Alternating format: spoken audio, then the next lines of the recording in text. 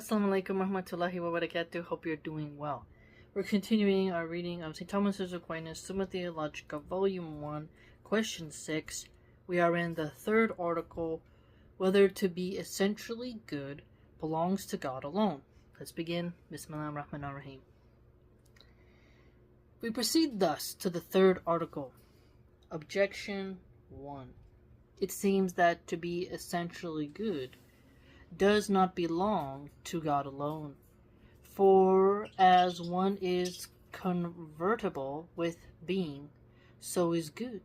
As we said above, Q5A1, but every being is one essentially, as appears from the Philosopher Metaphysics IV.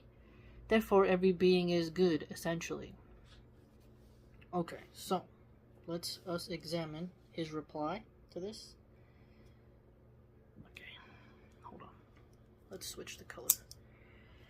One does not include the idea of perfection, but only of indivision, which belongs to everything according to its own essence. Okay, so indivision of perfection in its own essence, essentially. Now, the essence of simple things are undivided, both actually and potentially. So let us put actually, potentially. Essences. But the essences of compound things are undivided only actually, and therefore everything must be one essentially, but no good essentially, as was shown above. So everything must be one essentially, but not good essentially. Not good essentially. So there's actuality and potentiality. Okay, let's see. That's so in division, only of in division. We know that Allah, for us, Allah subhanahu wa ta'ala is perfect in all ways, so he is perfectly good, right? The supreme in that category. People can be essentially good, I guess, when they actualize that. I think children are, to a degree, until they become corrupted, but then you get into the nature versus nurture argument. Let's begin objection 2. Further, if good is what all things desire, since being itself is desired by all, he contends being itself is desired by all. I think that relates to life when I think about that statement, because to be is to be alive, and to not be is to not be alive. So surviving shows that you desire to be, because if you're not out looking for water and food, you're not surviving, and you would eventually expire. So everything has a natural desire to have a will to live, it appears. So I can agree with that statement. Then the being of each thing is its good. The being of each thing is its good. So to be is to be good. So if you are alive and you are being, then that's your good. Interesting perspective. But everything is a being essentially. Therefore every being is good essentially. Oh, I like these logical syllogisms. So everything is a being because it exists, right? It's a being essentially. And so if each person, each being has its own good because each thing is its good, then every being is good essentially. How fun. Let's see how he replies to that. Fun. Although everything is good in that it has being, yet the essence of a creature is not very being. and therefore it does not follow that a creature is good essentially. So, it does not follow that a creature is good essentially. So, this sounds to me like the benefit of the doubt. Like, oh, people are good essentially. This being is good essentially. I guess it would then be determined on what being you're looking at. We're discussing people, but at the same time, that is such a perplexing word, isn't it? Being. You are being bad. You are being good. Being. You are alive. Like, you exist. You know?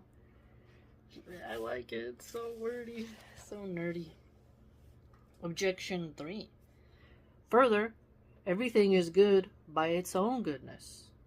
Ooh, but see us, we would measure goodness by the Quran and Sunnah, like by what Allah subhanahu wa ta'ala has determined its goodness. We wouldn't do moral relativism. But at the same time, a snake is its own goodness, right? The snake is good to eat the rodent, but from the rodent's perspective, it's not good, that snake. So the goodness of the snake is its own goodness, its own disposition, its own mode of expression, its own mode of being, right? The snake is a good snake in accordance to its snakeness, but not to its relation to humans, if it's a venomous one. You get it? So I can see that point, right? Therefore, if there is anything which is not good, essentially, it is necessary to say that it is goodness is not its own essence. Therefore, its goodness, since it is a being, must be good. And if it is good by some other goodness, the same question applies. That the goodness also, therefore, we must either proceed to infinity or come to some goodness which is not good by any other goodness. So the different levels and types of goodness. Levels of goodness. Types of goodness. Therefore, the first supposition holds good. Therefore, everything is good essentially. It sounds kind of positive, you know? He's like, everything is good essentially. Imagine this person talking to a nihilist. Everything is ruined. Very witty. Okay, that was objection 3. Let's see, reply objection 3. The goodness of a creature is not its very essence, but something superadded. Because something can have an essence of bad and good, so its very essence. So when it has the word very essence, we can see like the majority of its essence. So he contends that the goodness of a creature is not the overwhelming part of its utter being. Very interesting. But something superadded, imposed, applied, adapted, maybe? It is either its existence or some added perfection. Okay, yeah. Right, we're on the right track. Or the order to its end. I like that. The order to its end. So, the goodness is the order to its end. Still, the goodness itself, thus added, is good, just as it is being. But for this reason, it is called being because, just as its goodness itself thus added is good, just as it is being. But for this reason, it is called being because by it, something has being. Okay, so it's good because it has being. So if it didn't have being, then it wouldn't be good. Because if you are being, that means you have the essence of goodness in you, although it wouldn't be the very essence. Not because it itself has being through something else. Hence, for this reason, it is called good, because by it something is good.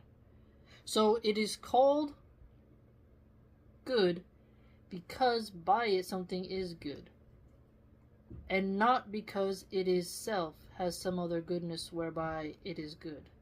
So it seems its utility, its functionality, it's good because it makes good,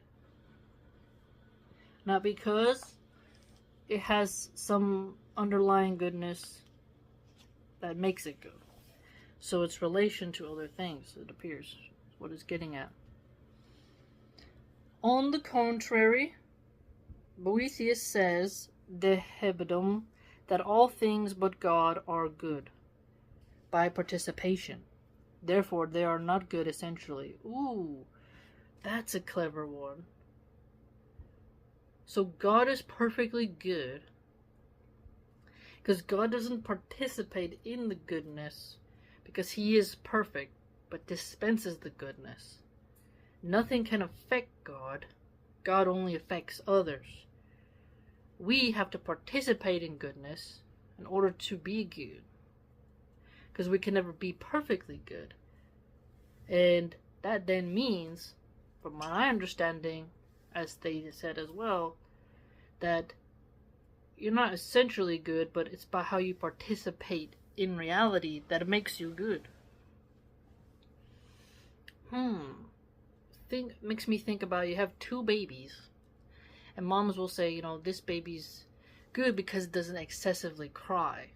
This baby, if you have just two babies, they don't make any noise, then you're like, another mom might be like, oh, I want a little bit, my baby's so docile, it makes me anxious because I have to keep checking on it to make sure it's breathing.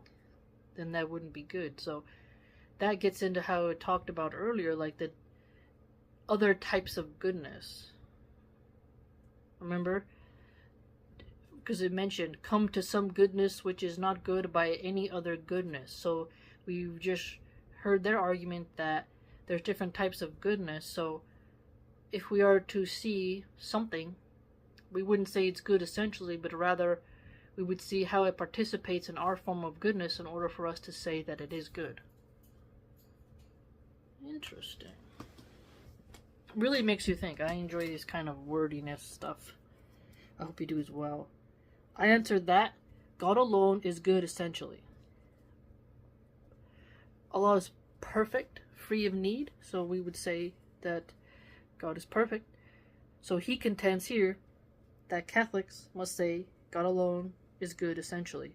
So we know that Allah subhanahu wa ta'ala has no defaults, no imperfections.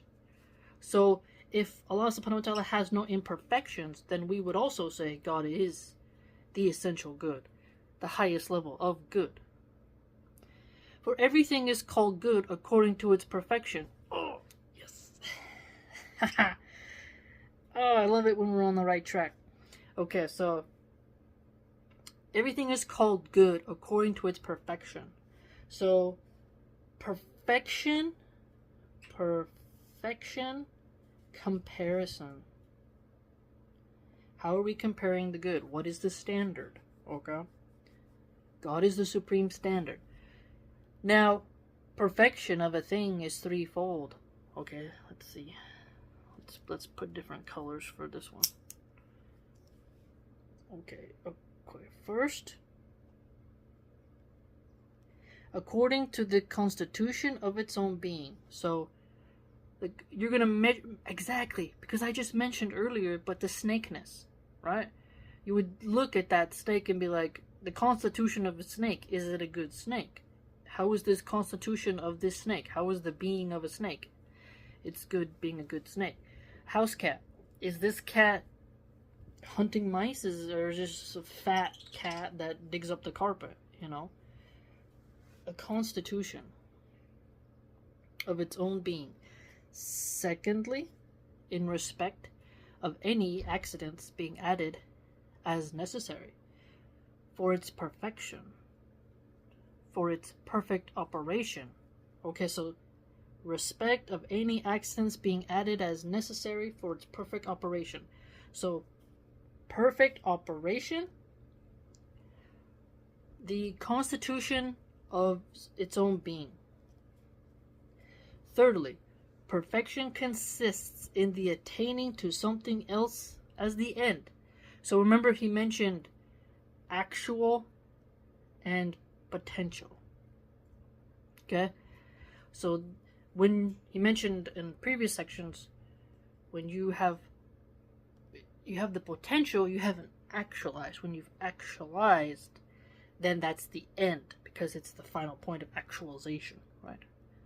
Thus, for instance, the first perfection of fire consists in its existence, which it has through its own substantial form. Its secondary perfection consists in heat. So we have secondary perfection. So, okay, levels of perfection. Levels of perfection. Primary, secondary. The primary form of fire is existing, right? The perfect existence. And then the secondary form of it is its heat, because there's a little flame, it exists.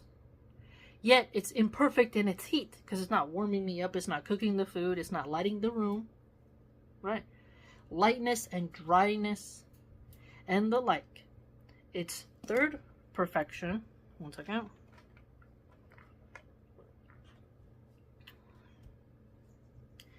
Its third perfection is to rest in its own place. This triple perfection belongs to no creature by its own essence. It belongs to God only, in whom alone essence is existence. Okay, so God only, in whom essence is existence, in whom there are no accidents. Well, for us, we know that Allah subhanahu wa ta'ala is all-knowing, so there couldn't be an accident, since whatever belongs to others accidentally belongs to him, essentially, as to be powerful, wise, and the like, as appears from what is stated above, question 3, article 6. And he is not directed to anything else as to an end. Exactly. Because if you look at it from a Muslim perspective, to him we shall be returned. Our end will be our arriving to him, to Allah subhanahu wa ta'ala. Okay? So, Allah subhanahu wa ta'ala has no end. Therefore, Allah cannot be moving to anything else as an end, because we all will be returned to Allah. So I can agree with this reasoning here. But is himself the last end of all things. Alhamdulillah, yeah! I like when we're on the right track. It's amazing. Hence, it is manifest that God alone has every kind of perfection by his own essence. This is true. We say as Muslims, he's perfect in all things. There's no infirmity. There's no lacking in anything. High above his he. So Catholics have, at least at this section here, from what Aquinas has stated, a similar point as well. Therefore, he himself alone is good, essentially. So, very fascinating. So, the Aquinas contends that God alone is good, essentially. We participate in good, and we have to arrive at good. And since we have different kinds of good, and different levels of perfection, and different levels of excellence, then we are very different and we can't compare. There's an indivision there. There's levels of goodness. Whereas our Creator, well, is perfect in all things. Okay?